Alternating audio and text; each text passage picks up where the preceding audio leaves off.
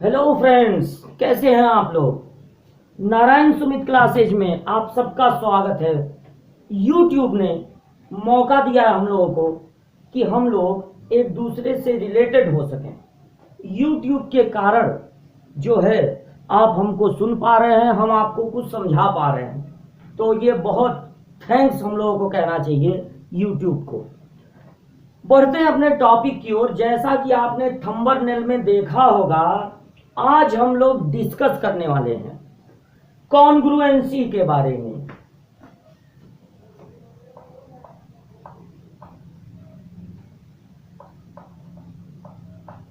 यानी सर्वांग समता, कॉन्ग्रुएंसी। हम लोग बात करेंगे ट्रायंगल के कॉन्ग्रुएंसी की। कॉन्ग्रुएंट तो लाइनें भी होती हैं, कॉन्ग्रुएंट तो सर्कल्स भी होते हैं, लेकिन आज हम लोग बात करने वाले हैं ट्रायंगल के कॉन्ग्रुएंसी। तो दो ट्रायंगल कब कॉन्ग्रुएंट होते हैं ये समझा जाए।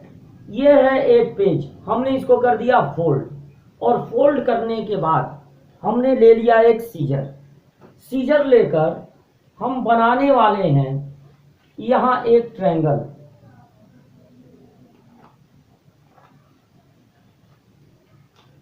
तो हमने चूंकि फोल्ड किया हुआ था पेज को, इसलिए एक नहीं दो ट्रायंगल बने हैं। अब ये दो ट्रायंगल ऐसे हैं कि अगर मैं इन्हें सेपरेट कर दूं, तो एक ट्रायंगल के पीछे दूसरा ट्रायंगल बिल्कुल छिप जाएगा। अब आप इसको इधर से देखो या इधर से देखो, एक ट्रायंगल के पीछे दूसरा ट्रायंगल बिल्कुल छुप गया। यानी कि ये दोनों ट्रायंगल ऐसे हैं जिनमें करेस्पॉन्डिंग एंगल, यानी ये एंगल इसके इक्वल है, ये एंगल इसके इक्वल है, ये एंगल इसके इक्वल है। लेकिन मैं इस ट्रायंगल को अगर इस तरह से इस ट्रायंगल से छुपाना चाहूं, तो मुझे इस पीछे वाले ट्रायंगल का थोड़ा पार्ट दिख रहा है, और अगर मैं इसे ऐसे कर दूं तो जो पहले आगे था ट्रायंगल उसका कुछ पार्ट दिख रहा है। मींस ये दो ट्रायंगल कॉन्ग्रुएंट हो भी सकते हैं और नहीं भी। अगर मैं इस पहले ट्रायंगल को नाम दे दूं ABC और इस दूसरे ट्रायंगल को नाम दे दूं PQR, तो अगर एंगल B एंगल Q के इक्वल है, अगर एंगल C एंगल R के इक्वल है, अगर एंगल A एंगल P के इक्वल है, और ये करेस्पॉन्डिंग साइड इसके इक्वल है, ये साइड इसके इक्वल है, ये साइड इसके इक्वल है, then I can say that triangle ABC congruent है ट्रायंगल PQR के। बट अगर मैं ये कहूं कि ट्रायंगल ABC कॉन्ग्रुएंट है ट्रायंगल RQP, ये गलत हो जाएगा, ये रॉन्ग हो जाएगा। क्योंकि ट्रायंगल PQR को you can write triangle RQP। दोनों ट्रायंगल में कोई फर्क नहीं है, कोई डिफरेंस नहीं है। बट जब मैं कॉन्ग्रुएंसी लिखूंगा, जब मैं बताऊंगा कि ये दोनों कॉन्ग्रुएंट हैं, तो मुझे इस बात का ध्यान रखना है कि कौन सा एंगल किस एंगल के इक्वल है। अगर एंगल A एंगल P के इक्वल है, एंगल B एंगल Q के इक्वल है, एंगल C एंगल R के इक्वल है, तो यानी कि हमने जो कॉन्ग्रुएंसी लिखी है वो सही है। But angle A angle R के इक्वल तो है नहीं, यानी ये जो हमने कॉन्ग्रुएंसी लिखी है वो गलत है।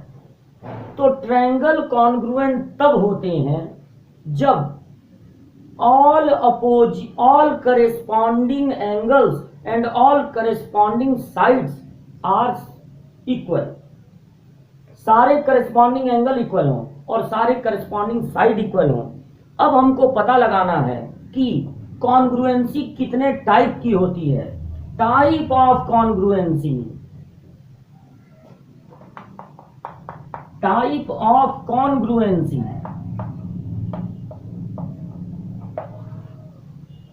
इसका मतलब क्या है? टाइप ऑफ कॉन्ग्रुएंसी का मतलब है कि मुझे मिनिमम कितनी चीजें बता दी जाए, मुझे मिनिमम कितनी चीजें, कितने ट्रायंगल के पार्ट बता दिए जाएं कि मैं उन्हीं मिनिमम पार्ट से ये श्योरली बोल सकूं कि बाकी के करेस्पॉन्डिंग पार्ट भी इक्वल होंगे।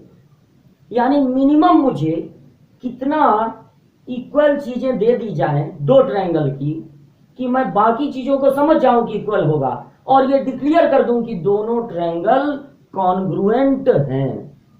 तो जो सिमिलर कॉन्ग्रुएंसी होती है वो होती है 5 टाइप की। कितने टाइप की कॉन्ग्रुएंसी होती है? 5 टाइप की। और वो कॉन्ग्रुएंसी कौन कौन है? जैसा कि आपने थंबनेल में देखा होगा, आशा, सुनो सुनो सुनो सुनो सुनो सुनो, आशा की सास के आस में रहस्य है। कॉन्ग्रुएंसी होती है 5 टाइप की। सुनो सुनो सुनो, आशा की सास के आस में रहस्य है। अब ये 5 टाइप की कॉन्ग्रुएंसी क्या हो गई? Side side side, side side side, यानी आप मुझे बता दो कि इस ट्रायंगल के तीनों साइड, इस ट्रायंगल के तीनों साइड के इक्वल हैं। तो मुझे एंगल मत बताना, मैं केवल साइड साइड साइड से ये डिक्लेयर कर दूंगा कि ये दोनों ट्रायंगल कॉन्ग्रुएंट हैं, क्योंकि ये तो इम्पॉसिबल है कि तीनों साइड इक्वल हो और एंगल इक्वल ना हो। ये इम्पॉसिबल है कि साइड तीनों इक्वल हो और एंगल इक्वल ना हो। इसलिए बस इतना बता देना कि तीनों साइड इक्वल हैं तो मैं डिक्लेयर कर दूंगा कि ये दोनों ट्रायंगल कॉन्ग्रुएंट हैं। दूसरा होता है angle side angle, angle side angle, यानी आप मुझे ये बता दो कि ये जो ट्रायंगल है इसका एक एंगल इस ट्रायंगल के एक एंगल के इक्वल है, इसकी एक साइड जो उसी एंगल से ज्वाइंट है वो इसके इक्वल है, और फिर ये एंगल इसके इक्वल है। यानी बस मुझे इतना बता दो कि एंगल साइड एंगल इक्वल है, तो आपको ये एंगल बताने की जरूरत नहीं है, ये बताने की जरूरत नहीं है कि ये साइड इसके इक्वल है। मैं समझ जाऊंगा कि अगर एंगल साइड एंगल इक्वल हैं तो बाकी के पार्ट भी श्योरली इक्वल होंगे, मुझे ये बताने की जरूरत नहीं है। तो एंगल साइड एंगल यानी कोण भुजा कोण, साइड एंगल साइड, अगर इस ट्रायंगल का ये साइड इसके इक्वल है, ये एंगल इसके इक्वल है और ये साइड इसके इक्वल है, साइड एंगल साइड, तो बाकी पार्ट न बताना, बाकी पार्ट सर्टेनली इक्वल होंगे, श्योरली इक्वल होंगे। इसका मतलब है कि ट्रायंगल हो जाएगा कॉन्ग्रुएंट। अगला है एंगल एंगल साइड, यानी कि अगर दो एंगल्स और दो एंगल के बाद वाली साइड भी इक्वल है, दो एंगल को ज्वाइन करने वाली साइड, यानी एंगल साइड एंगल, ये तो होती ही है। साथ में अगर दो एंगल्स इक्वल हैं और उसके बाद दो एंगल के बाद वाली साइड दो एंगल के बाद वाली साइड के इक्वल है, यानी एंगल एंगल साइड, तो भी मत बताना कि बाकी पार्ट इक्वल हैं कि नहीं। मैं समझ जाऊंगा कि बाकी पार्ट तो इक्वल होने ही होने हैं, यानी ट्रायंगल हो जाएगा कॉन्ग्रुएंट। और अब लास्ट है right angle. Hypotenuse side, right angle जिसे हिंदी में कहते हैं समकोण, हाइपोटेन्यूज जिसे हिंदी में कहते हैं कर्ण, साइड, साइड मतलब कहते हैं हिंदी में भुजा। तो अगर मैंने बता दिया कि राइट एंगल ट्रायंगल है, दोनों राइट एंगल ट्रायंगल है और दोनों का हाइपोटेन्यूज इक्वल है और दोनों की एक साइड भी इक्वल है। अब चाहे ये साइड इक्वल हो या ये साइड इक्वल हो, अगर मैंने बस 3 बातें बताई कि दोनों ट्रायंगल राइट एंगल ट्रायंगल है, दोनों का हाइपोटेन्यूज इक्वल है और दोनों की एक साइड भी इक्वल है, तो मुझे और कुछ बताने की जरूरत नहीं है। बस इतने से ही आपको समझ जाना है कि ऐसा तो होगा ही नहीं कि ये 3 पार्ट इक्वल हो और बाकी के पार्ट इक्वल ना हो, बाकी के पार्ट इक्वल होने ही होने हैं, तो तब भी ट्रायंगल हो जाएगा कॉन्ग्रुएंट।